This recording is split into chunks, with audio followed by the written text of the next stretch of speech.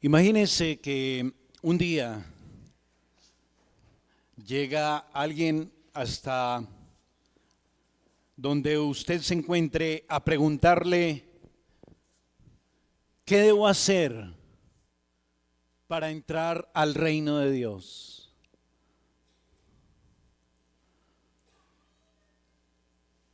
Si esta misma escena la ubicamos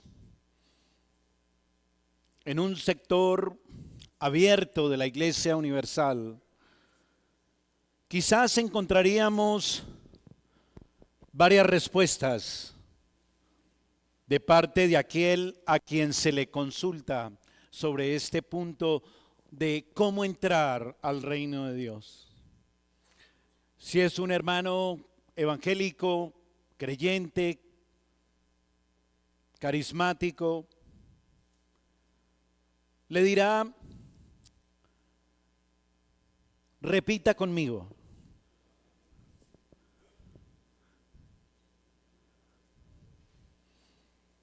Haga esta oración.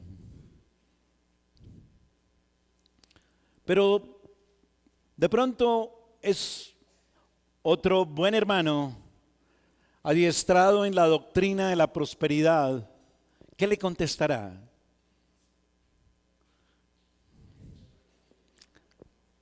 Pacte con Dios y tendrá la vida eterna. ¿Usted qué respondería? Usted, como buen bautista reformado, le dirá, bueno, amigo, qué buena pregunta. Pero quiero decirle que si usted es predestinado, será salvo. Realmente usted no tiene nada que hacer. Solo espere que cualquier día de estos, cuando menos piense, Dios soberanamente lo convertirá a Cristo y usted empezará a creer y se volverá cristiano y será salvo.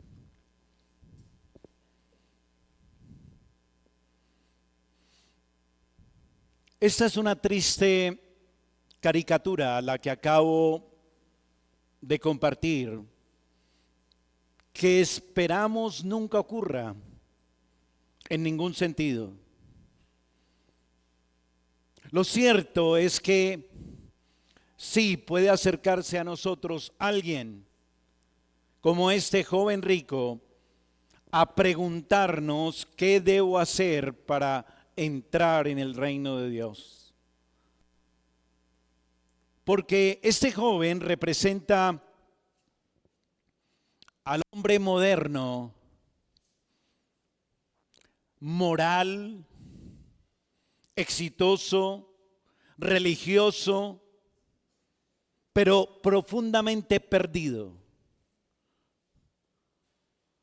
Y considera que es fácil la entrada al reino de Dios.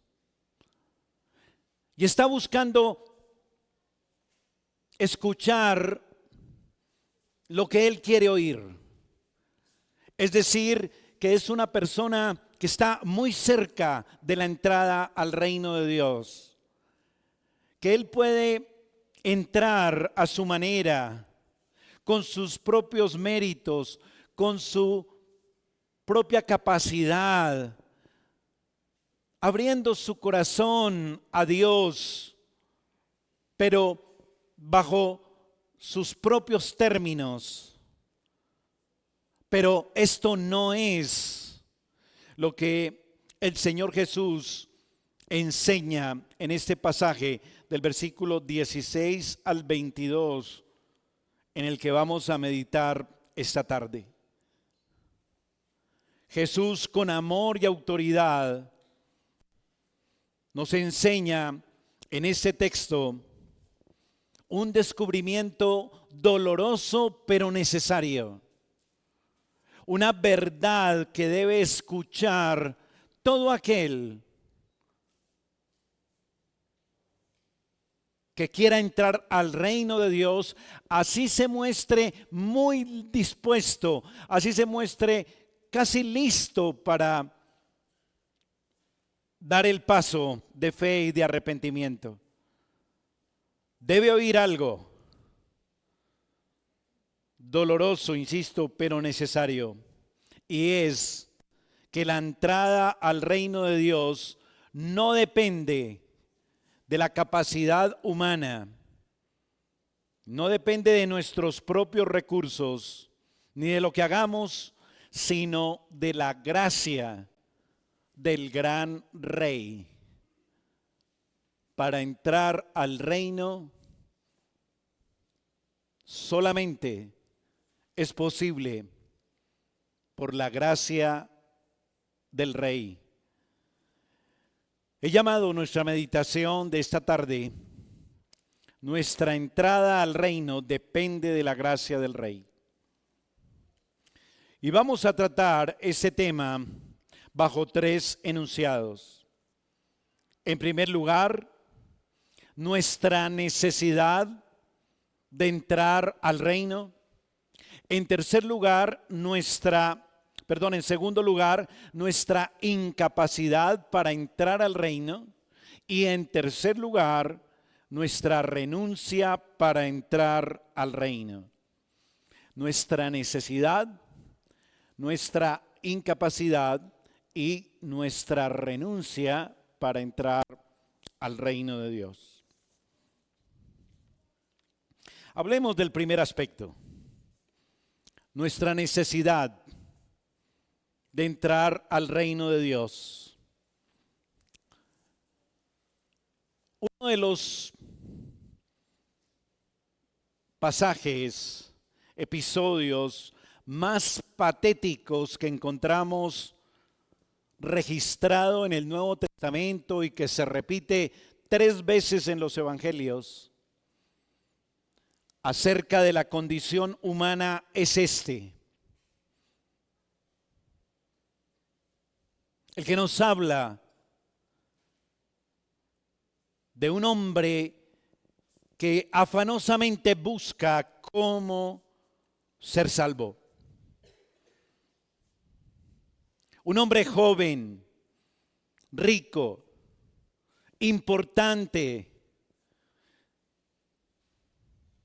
Y lo más impactante, un joven que parece tiene gran sensibilidad espiritual, religiosa, preocupación por su alma, está tan cerca de encontrar el camino de la salvación, pero en el último instante se extravía y se aleja por completo.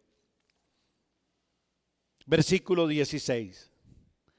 Entonces vino uno y le dijo: Maestro bueno, ¿qué bien haré para tener la vida eterna?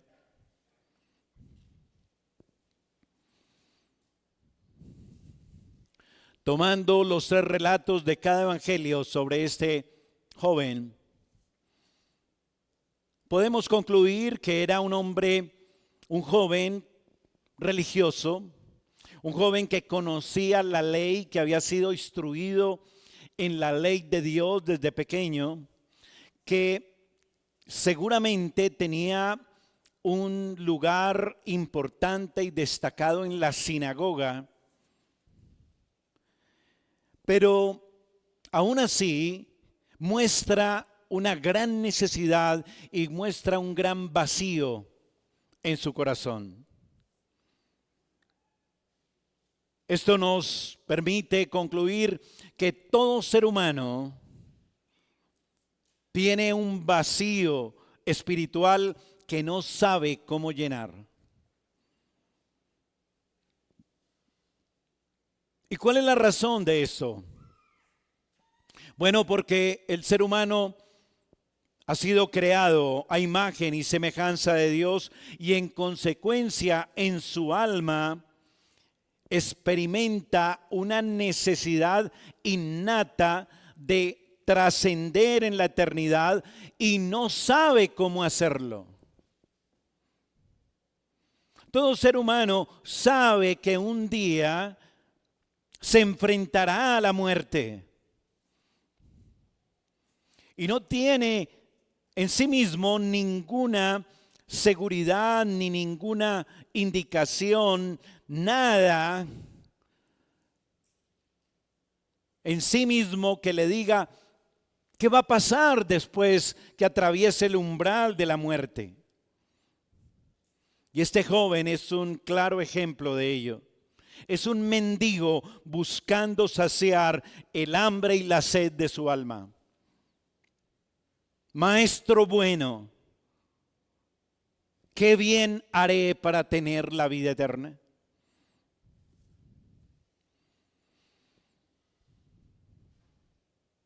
Un joven inteligente, muy posiblemente, había sido expuesto a las Sagradas Escrituras desde muy pequeño, conforme a la usanza judía del primer siglo. Eso, el estar expuesto a la palabra de Dios, seguramente despertó una preocupación, un interés por el futuro de su alma.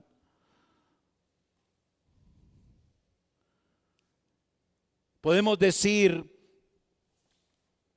aunque el texto no lo está presentando, que muy seguramente fue la exposición de la palabra en su hogar, en la sinagoga desde pequeño, lo que de una u otra manera actuó para que este joven estuviera preocupado por algo tan trascendental como el futuro eterno de su alma. Eso no es lo que un joven en una condición natural manifiesta, ¿verdad? ¿No le parece?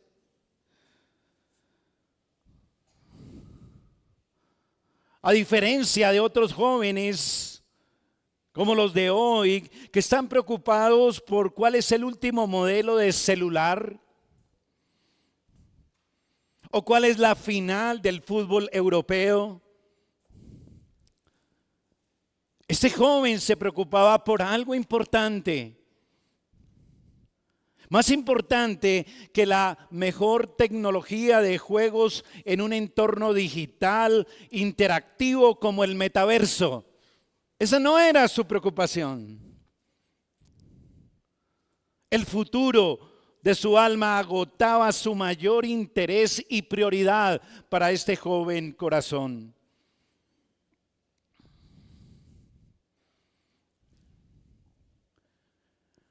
¿No cree que esto es inspirador para los padres de familia?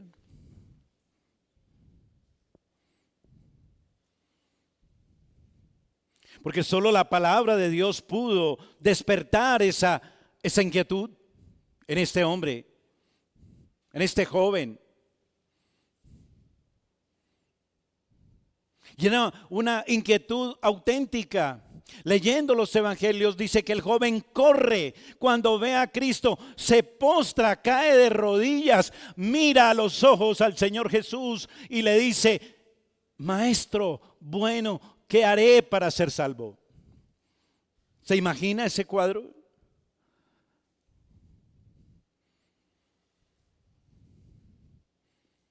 Sus ojos suplicantes, exclamando: ¿qué bien haré para ser salvo? Podemos decir que esta actitud del joven nos deja ver que él es consciente de una gran necesidad en su alma. No tiene ninguna seguridad de salvación.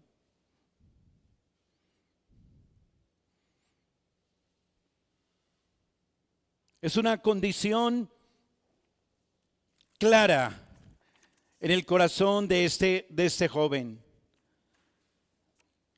Quiere entrar al reino.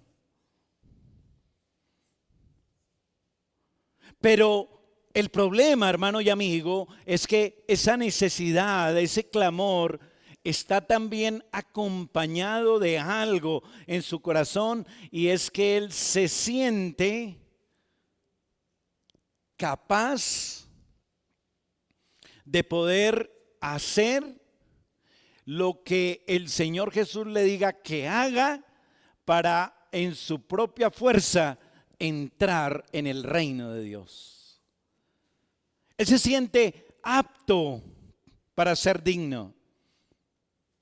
Cree que es solo saber qué tiene que hacer y puede llenar los requisitos y se siente dispuesto a hacer lo que sea.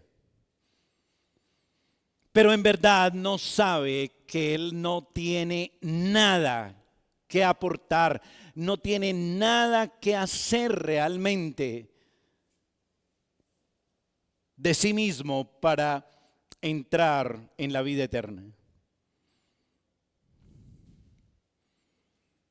Porque en su estado natural está totalmente incapacitado para aportar algo, hacer algo. Y eso nos lleva al segundo punto, nuestra incapacidad para entrar al reino. Cuando usted y yo leemos de manera desprevenida este pasaje y empezamos a leer que un joven va con tanta expectativa hasta Cristo para preguntar acerca de qué debe hacer para ser salvo, nos imaginamos que esta historia apunta a un final feliz, ¿no le parece? A mí me daría la impresión, ¿o no? ¿Cuántas veces realmente usted se encuentra con alguien que le insiste y le dice, pero dígame, ¿qué tengo que hacer para ser salvo? ¿Cuántas veces usted se encuentra con una persona así? Así que cuando leemos los primeros versículos decimos, esto está muy bien, va a haber un final feliz, un joven rico, ilustre, piadoso, prestante, devoto, buscando con afán su salvación, pidiendo orientación al mismo Jesús, el Salvador. Esto no puede terminar mal.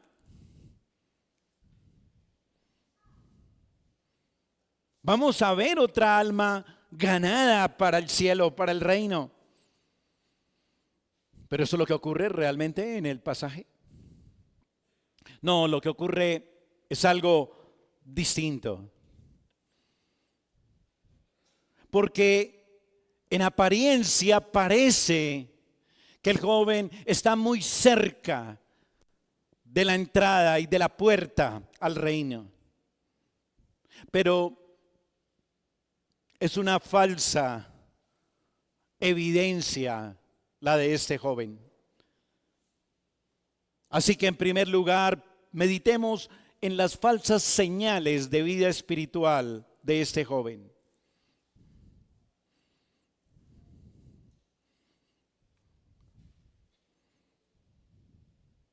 Usted llega a preguntarse quizás, ¿pero este joven no tiene un corazón regenerado?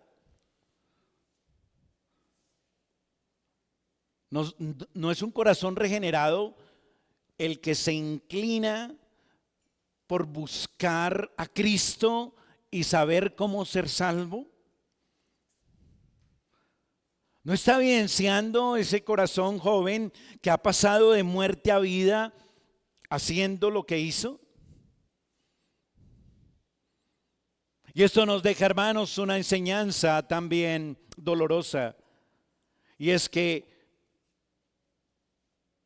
no todo es señal de una conversión ni de un nuevo nacimiento.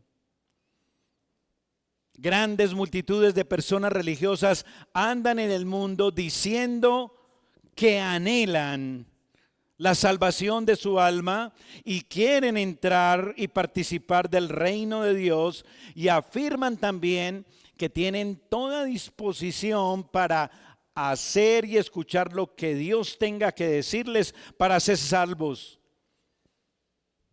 Pero cuando escuchan lo que Dios tiene que decirles para ser salvos, no lo hacen.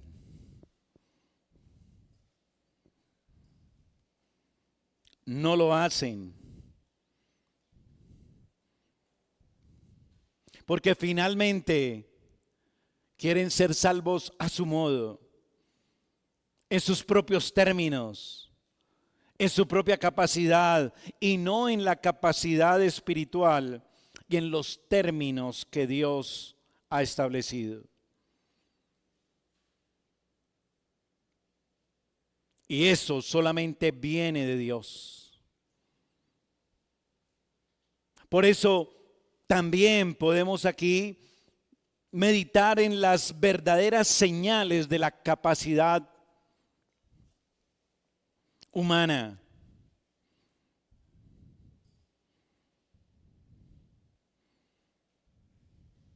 Note lo que estoy diciendo, verdaderas señales de capacidad humana. Este joven da evidencias abundantes de que tiene mucha capacidad en sí mismo para ser salvo, ¿sabe? Según el Evangelio de Marcos y Lucas, este joven se dirige al mismísimo Hijo de Dios, a Cristo, buscando orientación, pero no reconoce que Él es el Rey Mesías, el Dios hecho hombre. Note, en esta versión dice el versículo 17, Él le dijo, el Señor Jesús le dijo, ¿por qué me llamas bueno? ¿Por qué me llamas bueno?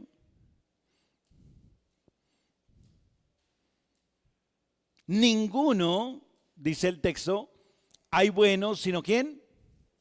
Uno, Dios. Permítame seguir con esta versión, que después les voy a explicar otra cosa. Pero esta es la versión que, como digo, aparece literalmente en el Evangelio de Marcos y de Lucas. Pues aquí en Mateo, ahora les digo cómo aparece en el original griego. Pero siguiendo la versión, que es la que tenemos aquí también, quiero que por favor notemos algo, quiero que por favor reflexionemos en algo.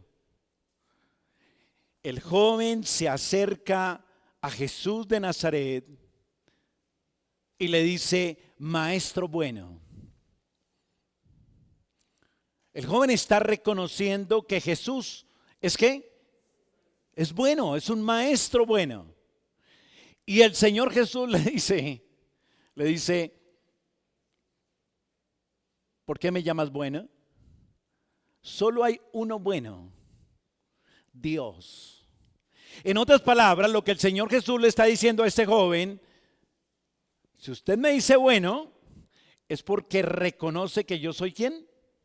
Dios. Porque este joven no era un ignorante en las Sagradas Escrituras.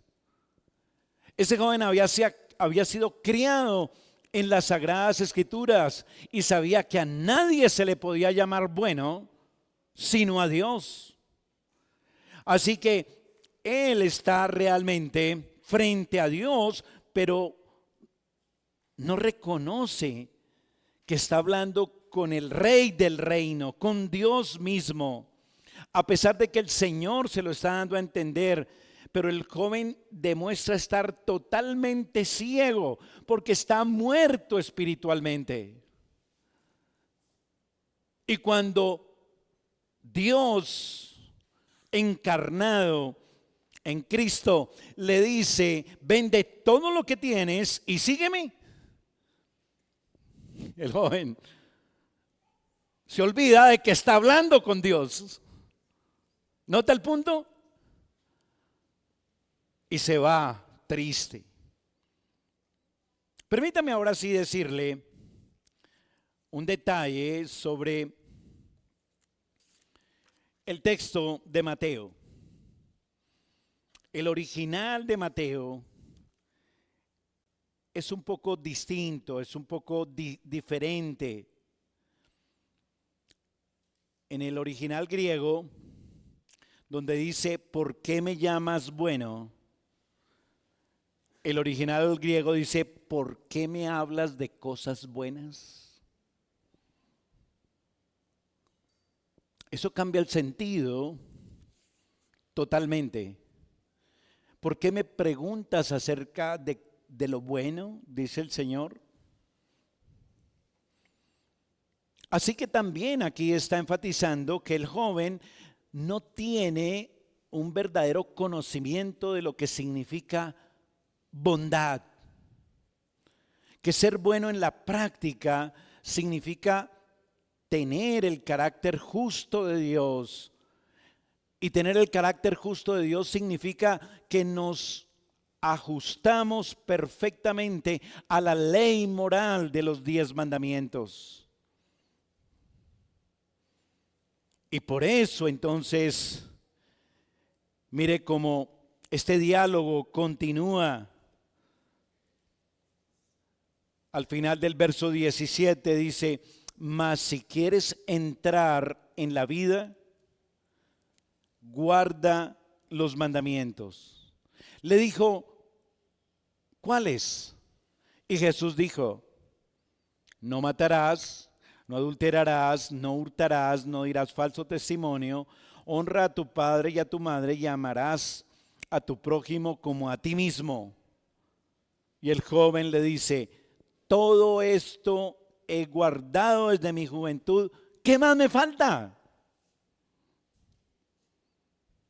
¿Sabía realmente este joven lo que significa ser bueno? ¿Sabía realmente este joven lo que implicaba que Dios es el único bueno?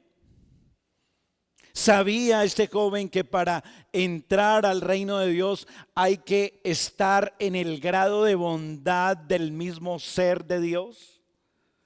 Él no tenía ni idea de eso. Tiene un concepto de bondad muy particular, pero muy rebajado. Prácticamente este hombre pasa por ser arrogante. Le dice al Señor, no, yo esos mandamientos, yo ya los he cumplido, ¿qué más tengo que hacer? Este joven está dando evidencias de estar totalmente muerto espiritualmente y de confiar totalmente en ¿qué? En su capacidad humana para alcanzar la vida eterna. Ese es el problema de todo corazón caído, de todo corazón natural que nace muerto en delitos y pecados. Confía en su propia justicia, al punto de imaginar que ser bueno es fácil y que él ya está guardando todos los mandamientos de la segunda tabla de la ley. Háblele usted a su vecino, háblele usted a su compañero de trabajo, háblele usted a su familiar querido acerca de que es un pecador que necesita el perdón que ofrece Dios a través de Cristo, y esa persona le va a preguntar, pero Dios, ¿de qué me va a perdonar? Yo soy bueno, yo soy buen padre, yo soy buena madre, yo soy buen trabajador. ¿Se ha oído eso? Yo no robo, yo no mato, yo no hurto, yo amo a mi prójimo como a mí mismo. Eso dice el corazón caído, igual que este joven.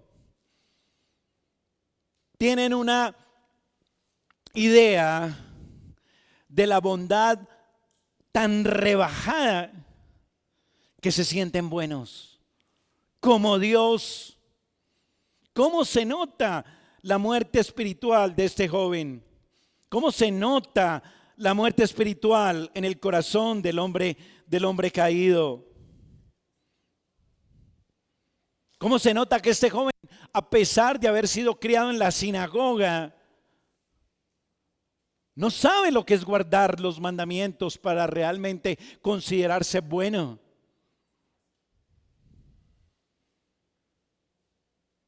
Vaya a su Biblia, por favor, y mire el Salmo 119.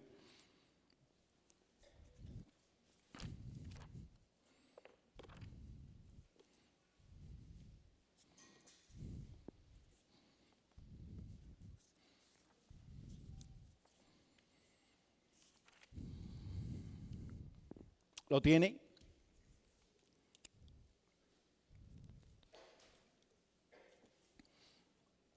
Mire la última parte o segunda parte del versículo 96 del Salmo 119.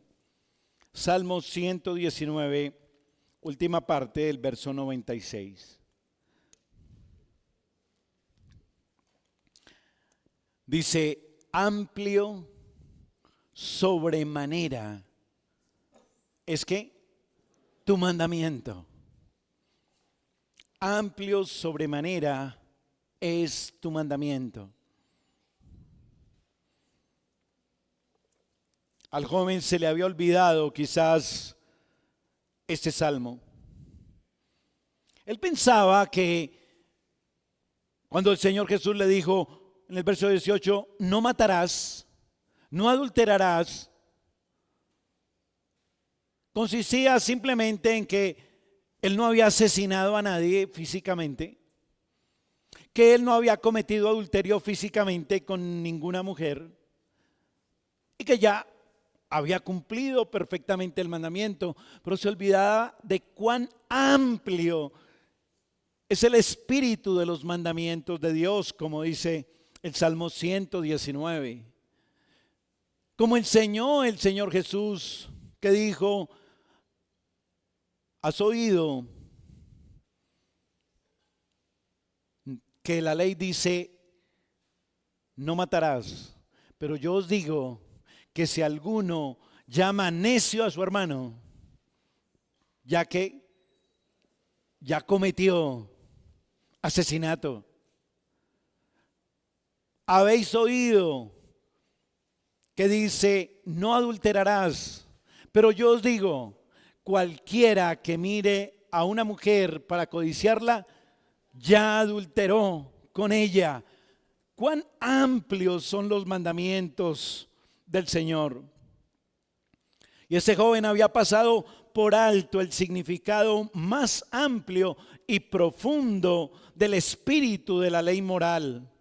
¿Cómo se nota que este joven no había asistido a las conferencias anuales donde Jesús era el predicador invitado y la conferencia se llamaba Sermón del Monte?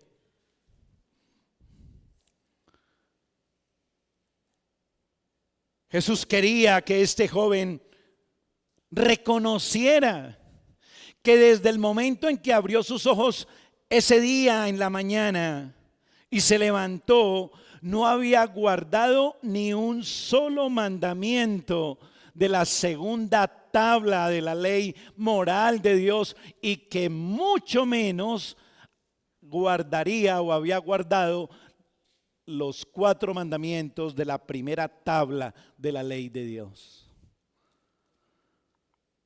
Por eso él le pregunta, si quieres entrar a la vida, guarda los mandamientos.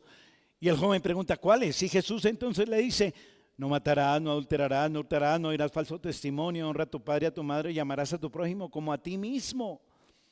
Le estaba diciendo, mire, usted es un pecador condenado. Pero el joven, que dice, versículo 20, todo esto lo he guardado desde mi juventud. ¿Qué más me falta?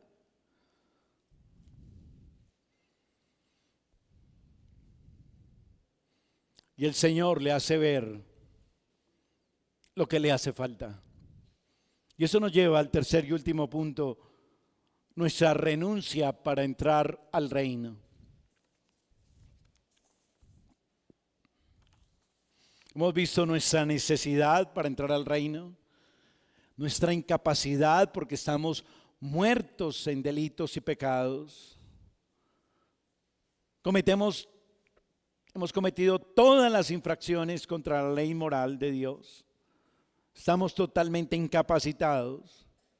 Y ahora el Señor nos va a enseñar qué es lo que debemos hacer para entrar al reino. Nuestra renuncia para entrar al reino de Dios. Finalmente el Señor Jesús da una respuesta al joven acerca de ese interrogante que yo quiero que usted califique. Ese interrogante que está al final del verso 20.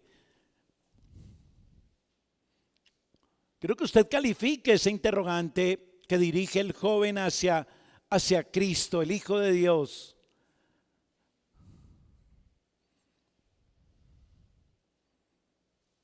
Le dice, ¿qué más me falta? ¿Qué más me falta? Dicen que la ignorancia es atrevida, ¿no? Y aquí está clarito. Al mismo Hijo de Dios tiene este joven de decirle en la cara, todo eso yo lo guardo desde chiquito. ¿Qué más me falta? Y el Señor, ante esa pregunta que pudiésemos llamar osada, le contesta, versículo 21, si quieres ser perfecto, anda, vende lo que tienes y dalo a los pobres, y tendrás tesoro en el cielo, y ven y sígueme.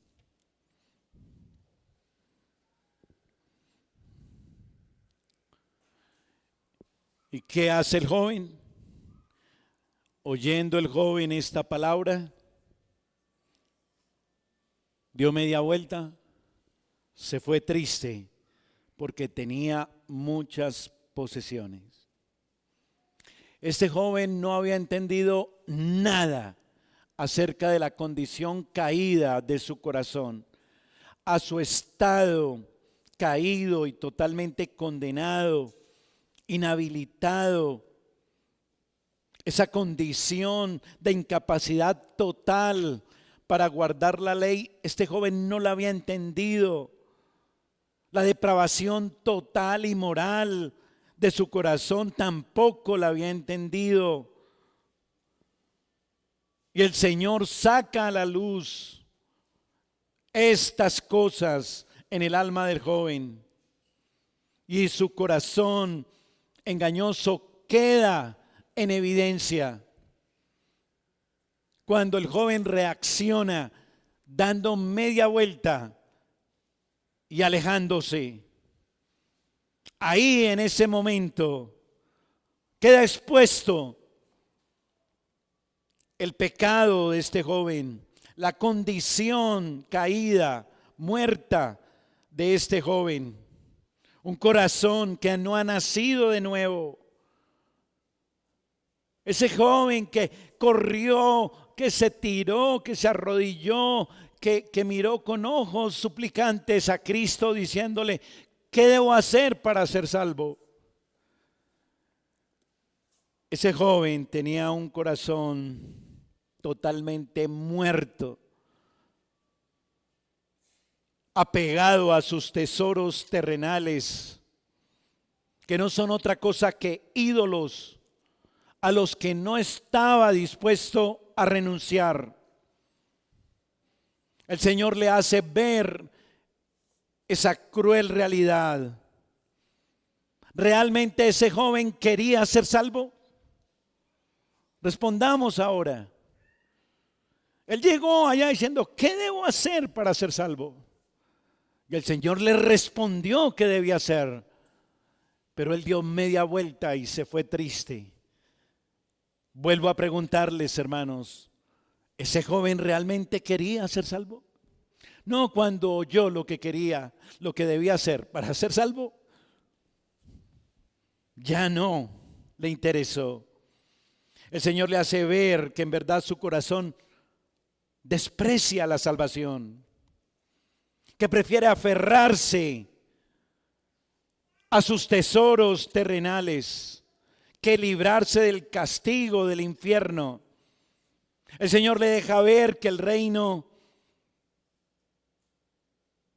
está abierto para todo aquel que abandona todos los tesoros de su corazón, que está dispuesto a despegarse de toda idolatría en su corazón. Pero este joven tenía un corazón engañoso, era un idólatra y por eso no tiene ninguna posibilidad de entrar al reino. Y el Señor le está haciendo entender que hay solo dos cosas que necesita para entrar en el reino. Dos cosas que toda alma humana necesita para entrar al reino y que solo vienen de Dios mismo. La primera, que el rey perdone su gran deuda por sola gracia. Y la segunda, creer y abrazar esa gracia como un niño. Eso es lo que venía enseñando el Señor Jesús en el contexto de este evangelio de Mateo, ¿lo recuerda? Cuando enseñó acerca de la parábola del juez. ¿Recuerda ese siervo que tenía una gran deuda con el rey? Que creía que podía pagarla. Aquí el Señor vuelve nuevamente a enseñar el mismo principio. Si el rey soberanamente por gracia no nos perdona la deuda, no hay manera de entrar al reino. No depende de nuestra justicia propia, no depende de lo que nosotros hagamos. Más bien debemos renunciar a nuestra propia justicia y clamar gracia. Reconocer que estamos en ruina espiritual, reconocer que no podemos pagar esa deuda al rey y que para poder entrar al reino solo la gracia soberana del rey nos lo permitirá. Y que cuando el rey me ofrece esa gracia a través de Cristo, debo recibirla como un niño, creyendo, aceptándola, abrazándola completamente.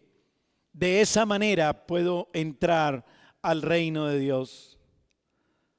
De lo contrario, siempre daremos la espalda a la mano extendida del Señor.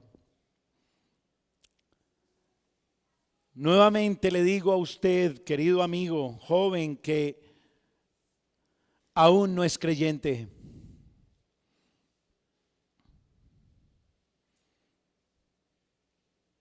Este es el evangelio, esta es la buena noticia que el Señor tiene para todo pecador. Y es que es por gracia la entrada al reino de Dios. Solamente hay que reconocer nuestra gran deuda que tenemos con el Rey. Recibir el perdón que por gracia el Rey nos da en Jesucristo. Abrazar con la fe de un niño ese ofrecimiento. Y dice la Escritura que el que crea será salvo. En conclusión, la entrada al reino solo es posible mediante la gracia del Rey. Él es el único que puede darnos convicción genuina de pecado, un nuevo corazón y la disposición a obedecerlo, a seguirlo, no importando que el costo sea renunciar a todo lo que amamos o lo que idolatra nuestro corazón caído. Y para los que ya hemos recibido esa gracia y la hemos abrazado, este pasaje también nos llama a hacer un constante examen de los ídolos que hay en nuestro corazón.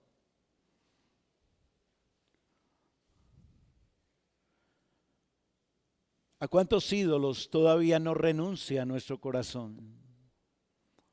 Personas, cosas, proyectos, metas, sueños.